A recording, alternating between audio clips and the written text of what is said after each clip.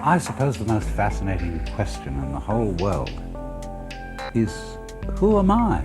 Or what am I? Because, as I've suggested in several of the previous talks, the seer, the knower, the one whom you are is the most inaccessible of all experiences, completely mysterious and hidden. And yet, we talk about our egos. We use the word I. And I've always been tremendously interested in what people mean by the word I, because it comes out in curious lapses of speech, like we don't say, I am a body. We say, I have a body. And somehow we don't seem to identify ourselves with all of ourselves. We say sort of my feet, my hands, my teeth, as if they were something somehow outside me. And as far as I can make out, most people feel that they are something or other about halfway between the ears and a little way behind the eyes, inside the head, and from this center the rest of them sort of dangles. And that governing principle in there is what you call the ego. And that's me. And I just can't get rid of the idea that that's a hallucination. That's not what you are at all. And it's a very dangerous hallucination, because it gives you the idea that you are a center of consciousness, of energy and responsibility that stands over against and in opposition to everything else.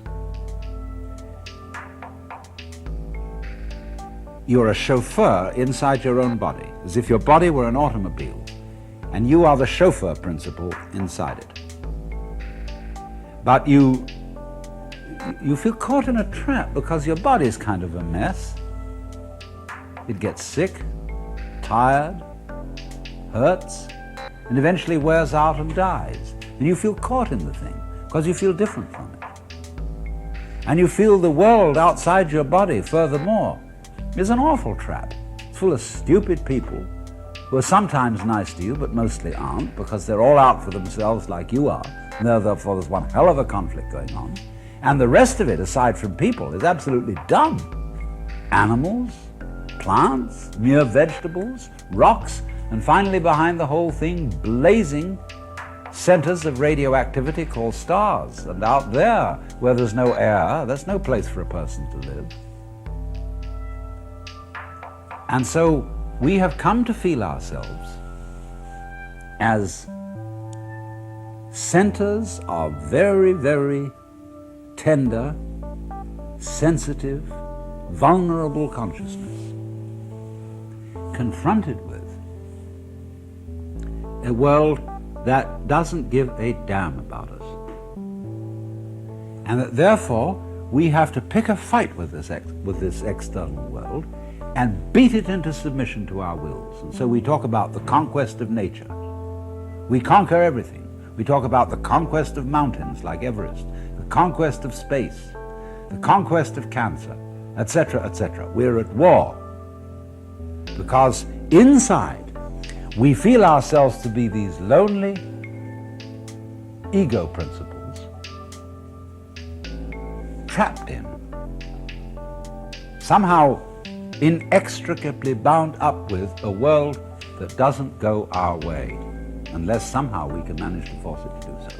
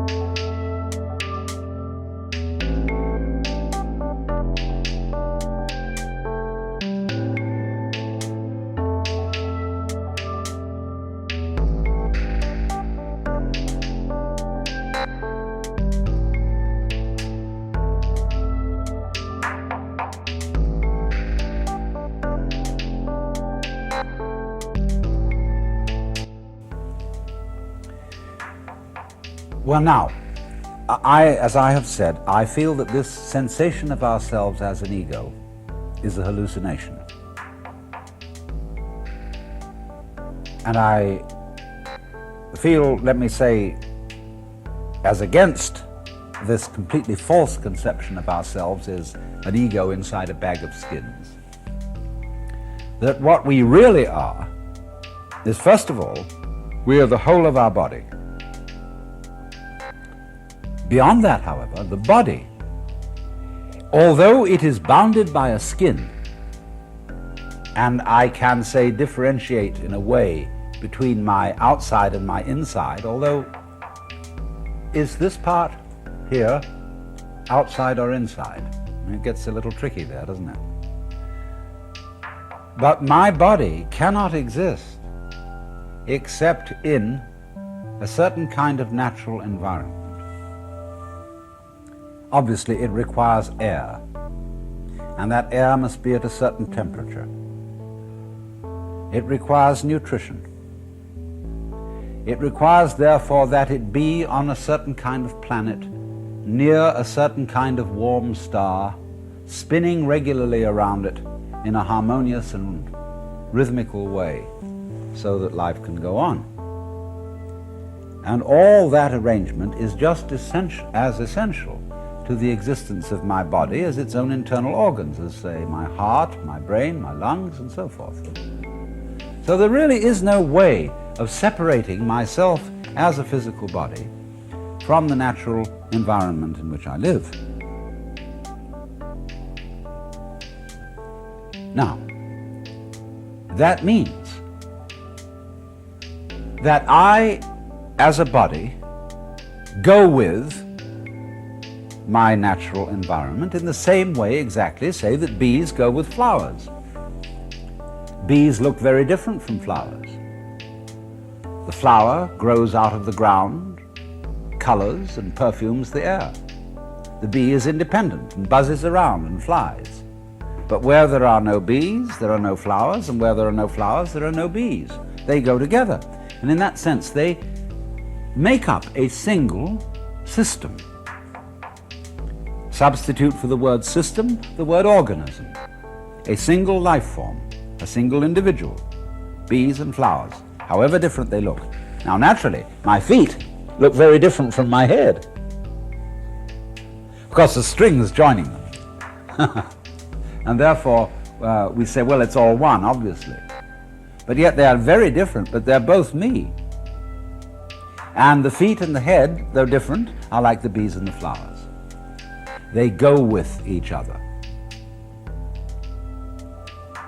So therefore, if I'm to define myself in a scientific way, I will find that if I am to make a clear description of my body, my organism, my behavior, and say what it's doing, I find that I cannot describe what my body is doing unless I also describe the surroundings, the environment in which it is doing it. In other words, it would be meaningless to describe myself as walking if I didn't describe the ground. Because if I didn't describe the ground, my description of walking would simply be of a person swinging his legs like this in the middle of empty space. That wouldn't be walking. I have to describe the ground in which I walk. So what I am is a transaction or an interaction between this organism and its surrounding environment, and they go together and they constitute what we call in physics a unified field, for which we at present have only the very awkward name organism environment. You know, put it all together. That's what I am, from a purely physical, scientific point of view. It may involve many more things than that, but so far is enough. I am an organism environment, but that's not what my ego feels like. That's not the average commonsensical conception of I. Because I is associated with the organism and not with the environment. It is opposing the environment, and furthermore, it is not associated with all of the organism. Because, as I said, the ego tends to regard the rest of the organism as the chauffeur to the automobile. Well, how do we get this false sensation of being an ego?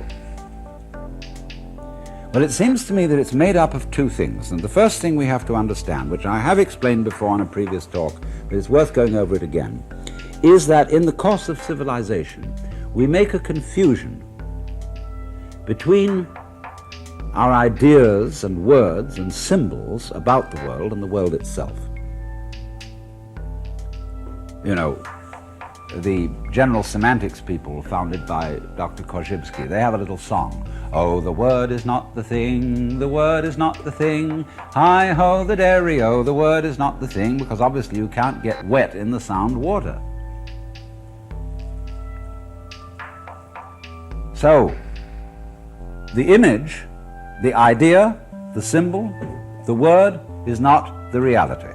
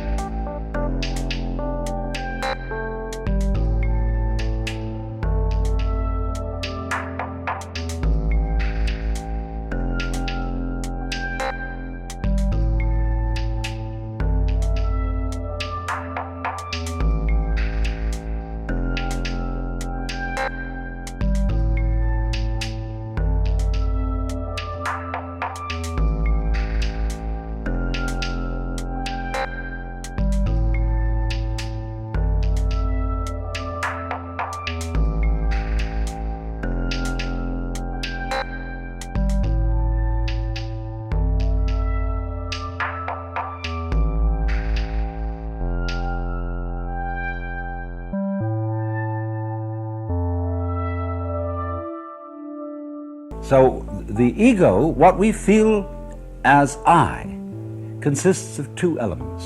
Number one is our image or idea of ourselves.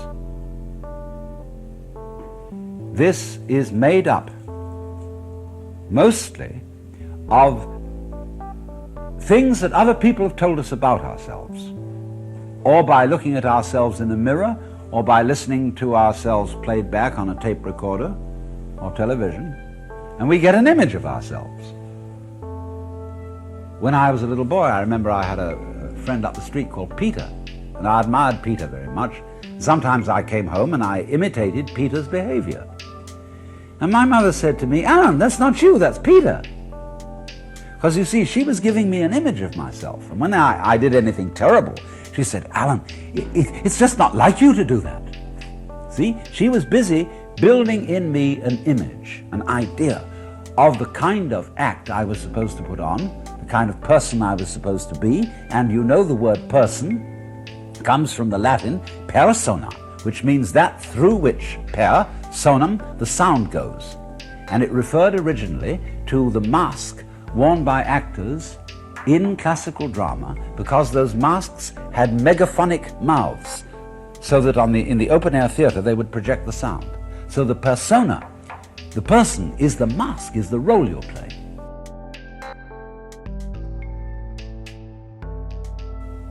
And all your friends and relations and parents and teachers are busy telling you who you are, what your role in life is, and you know there are a certain number of acceptable roles you can play.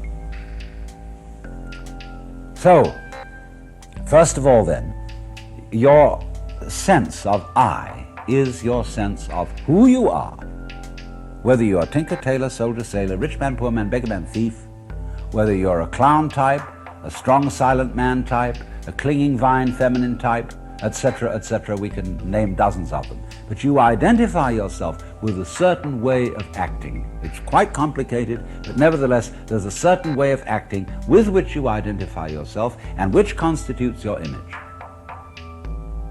Now, that image of yourself that you have is a social institution.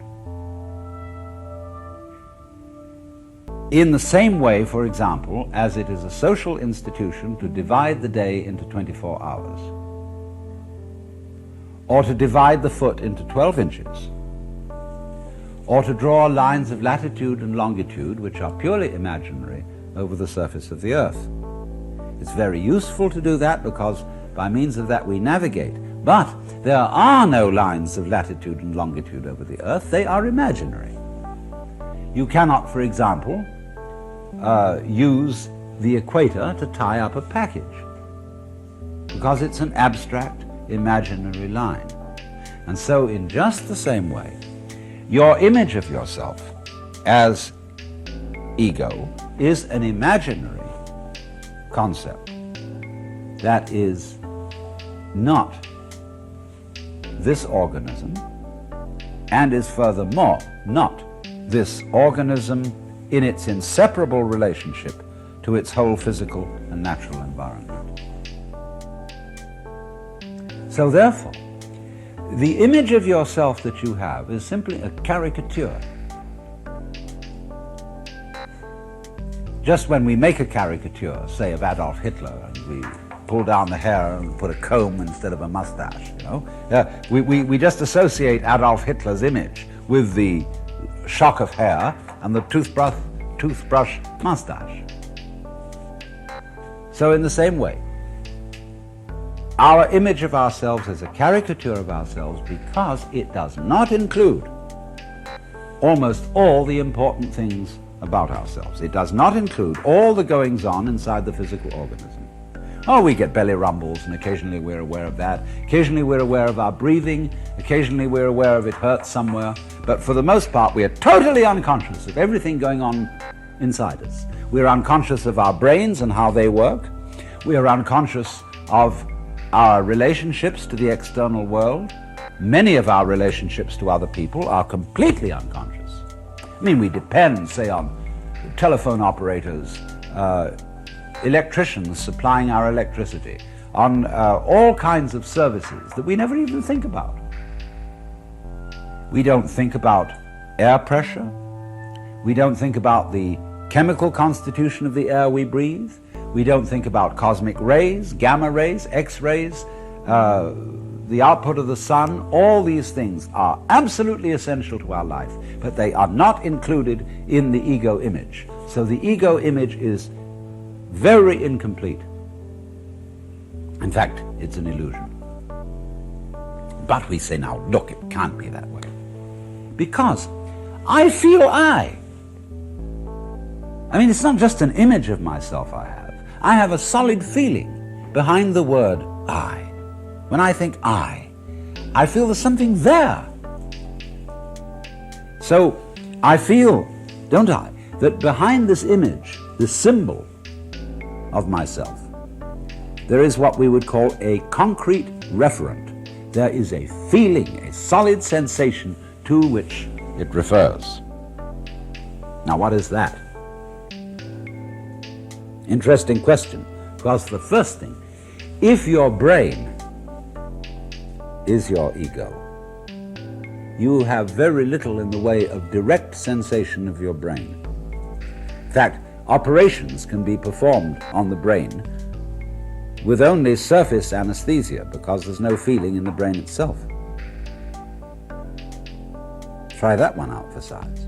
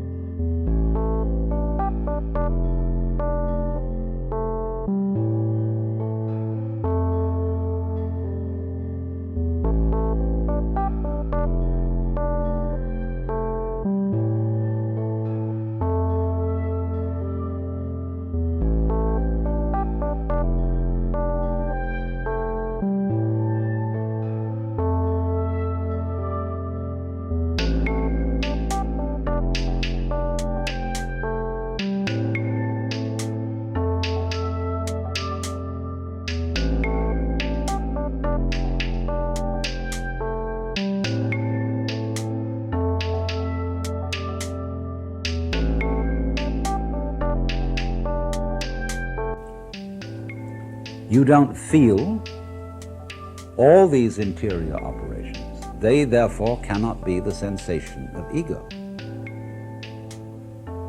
When your eyes are functioning well, you don't see your eyes. If your eyes are imperfect, you see spots in front of them. That means there's some lesions in the retina or wherever it may be.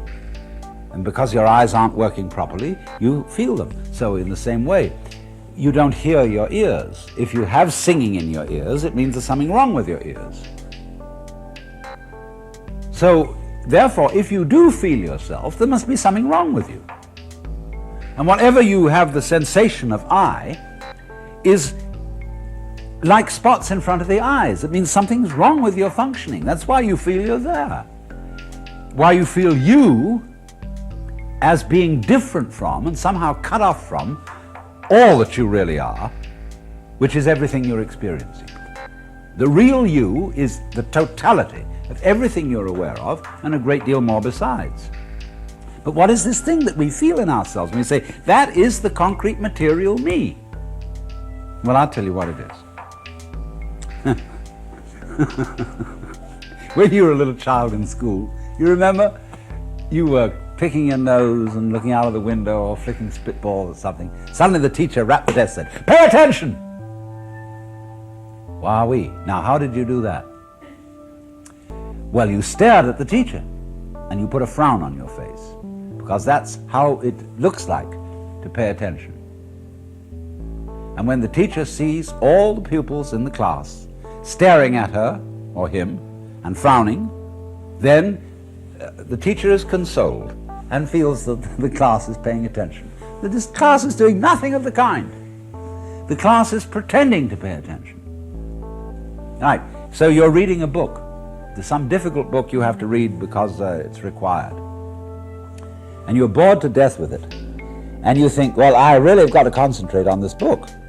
And so you sort of glare at it.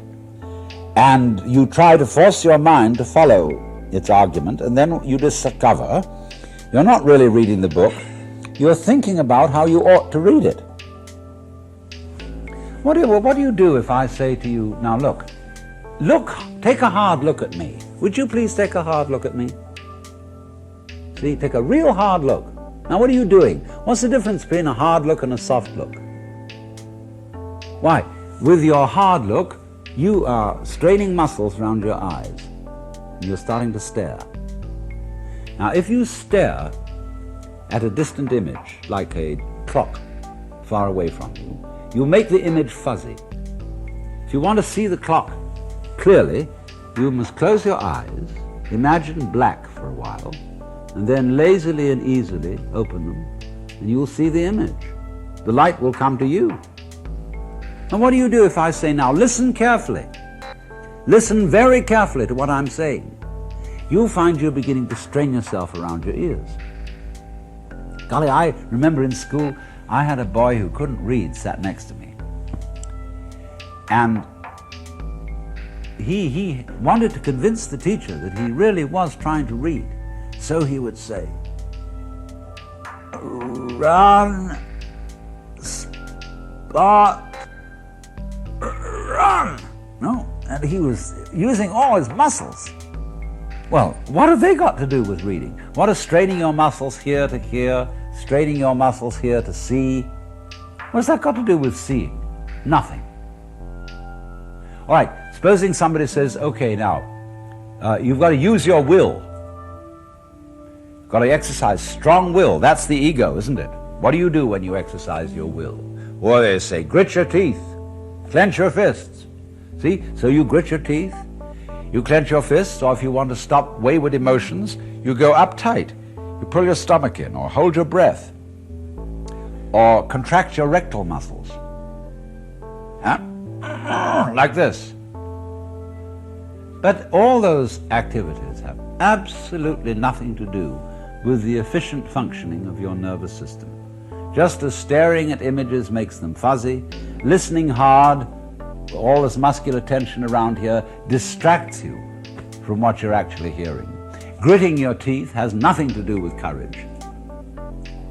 All this is a total distraction, and yet we do it all the time, and therefore we have a chronic sensation of muscular strain, the object of which is an attempt to make our nervous system, our brains, our sensitivity function properly, and it doesn't work. It's like, taking off in a jet plane. You've gone zooming down the runway, and you think this plane has gone too far down the runway and it isn't up in the air yet. So you start pulling at your seat belts to help the thing up. It doesn't have any effect. And so in exactly the same way, all these muscular strains we do, and have been taught to do all our lives long, so that we look as if we're paying attention, we look as if we're trying. All this is futile. But the chronic sensation of strain is the sensation to which we are referring as I. So our ego is what have you, an illusion married to a futility. It's the image of ourselves, which is incorrect, false, and only a caricature, married to, combined with, a futile muscular effort to will to be effective. So then, what do we do about that? I mean, wouldn't it be much better if we had a sensation of ourselves that was in accord with the facts? And as I tried to explain in the beginning, the facts, the reality of our existence, is that we are both the natural environment, which ultimately is the whole universe, and the organism playing together. Why don't we feel that way? Why, obviously because this other feeling gets in the way of it. This socially induced feeling, which comes about as the result of a kind of hypnotism exercised upon us throughout the whole educational process, has given us a hallucinatory feeling of who we are, and therefore we act like madmen. We don't respect our environment, we destroy it, but exploiting and destroying your environment, polluting the water and the air and everything, is just like destroying your own body. The environment is your body. But we act in this crazy way because we've got a crazy conception of who we are. We are raving mad.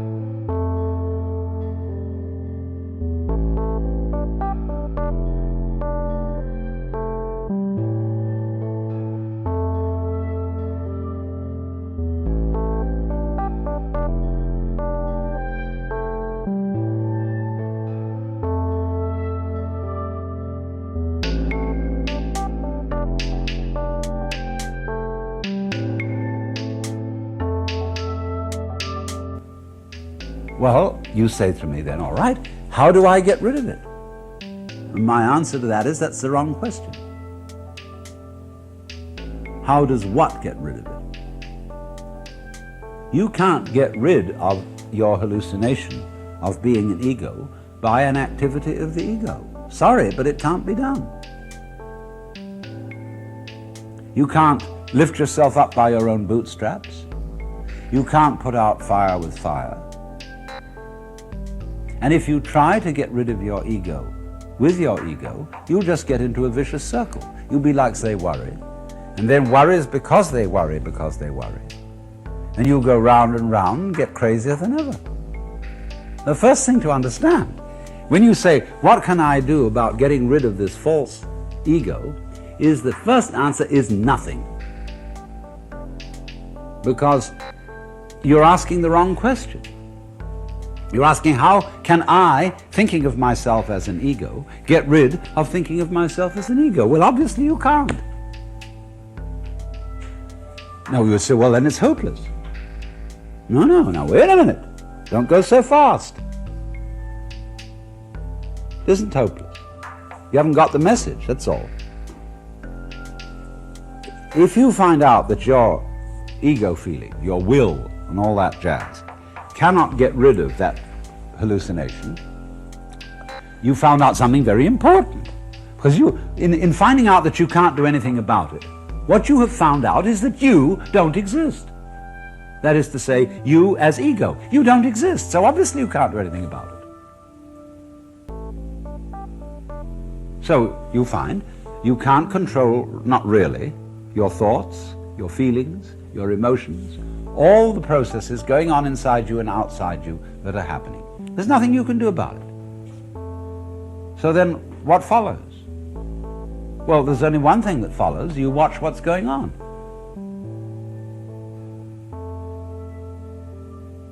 You see, feel this whole thing happening, and then suddenly you find, to your amazement, that you can perfectly well get up, walk over to the table, pick up a glass of milk and drink it. There's nothing standing in your way for doing that. You can still act, you can still move, you can still go on in a rational way. But you suddenly discovered that you're not what you thought you were. You're not this ego pushing and shoving things inside a bag of skin. You feel yourself now in a new way, as the whole world, which includes your body, everything that you experience, is going along. It's intelligent. Trust it.